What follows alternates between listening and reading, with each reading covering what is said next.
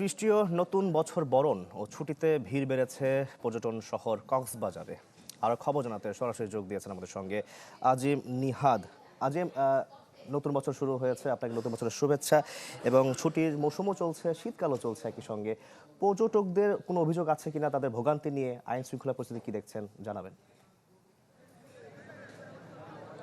অন্যান্য বছরের তুলনায় পর্যটকদের এবার খুব একটা ভোগান্তি নেই এবং খুব একটা অভিযোগ নেই, কারণ আমরা গত বেশ কিছুদিন ধরে লক্ষ্য করছি বেশ তৎপরতা রয়েছে। সে কারণে এই বছর খুব একটা আলোচিত চাই বা একটু নিরাপদভাবে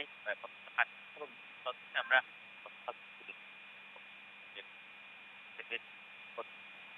কারণে ঘন্টা চাপ তবে এই বিজলি কেবলসের স্কিন কোটেড ইনসুলেশন আগুন প্রতিরোধী। বিজলি কেবলস, নিরাপদ আজীবন।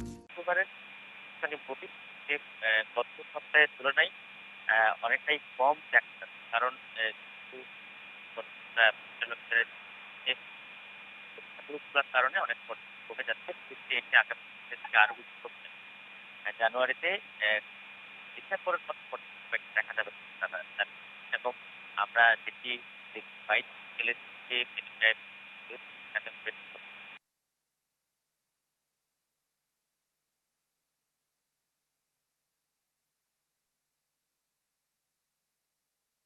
ঝামেলা ছাড়া এই